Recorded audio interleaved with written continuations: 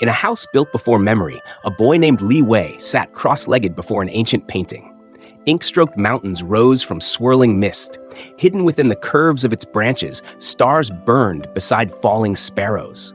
His grandfather, a man whose face was carved with years, watched in silence.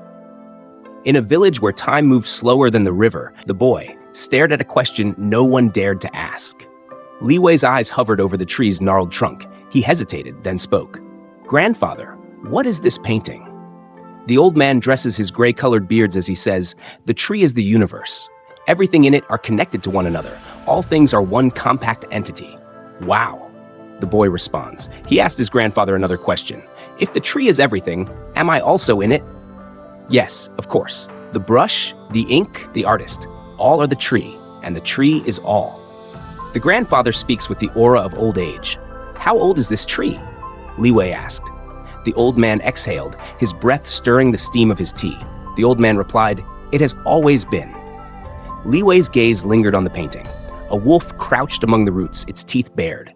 A sparrow mid-flight was frozen just before the fall. But the wolf, does the tree want it to kill the sparrow? For a moment, the old man's fingers tightened around his cup. The tea inside rippled. Some questions are stones dropped into deep wells, and the echoes return long after the sound has faded. Weeks passed. Rain lashed the village. Li Wei sat beneath a ginkgo tree, watching its golden leaves tremble against the storm. "Mama, this tree, someone planted it, right?" With motherly giggles, she said, "Yes, long ago, even mountains were young once." A bolt of lightning split the sky. Li Wei gripped the damp earth beneath his palms. Then there is someone before the tree. He scrambles to his feet and shouts, "There is someone before the tree." Wrinkles appear on the face of his mother as she tries to grasp the shouts of her little boy. Li Wei takes off like a gazelle, breathing uncontrollably, his footsteps swallowed by the storm, heads for the house. Li Wei stood before the ancient painting.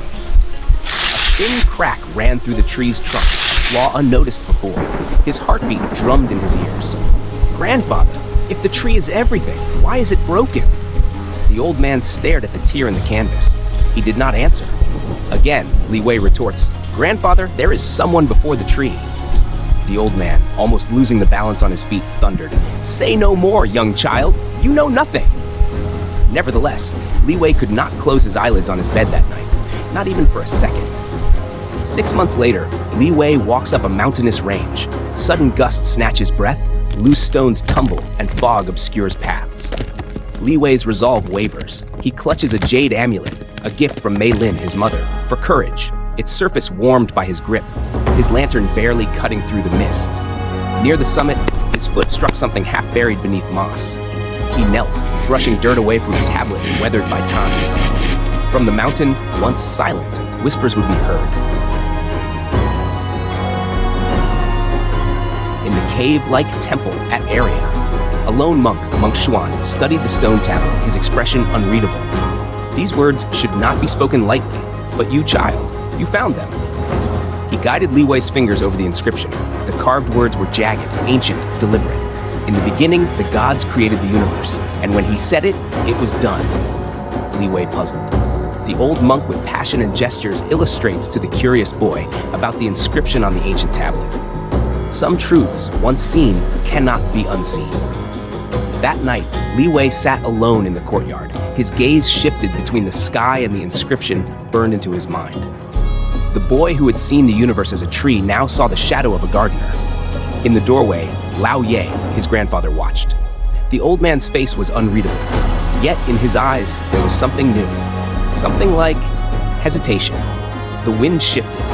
The ginkgo leaves whispered against the ground. The lantern flickered. Li Wei's little mind grappled with the seeming paradox of how the words in the tablet, gods and he, could mean the same, at the same time, in the same way. From that time, the young boy began to see the world in a completely new way.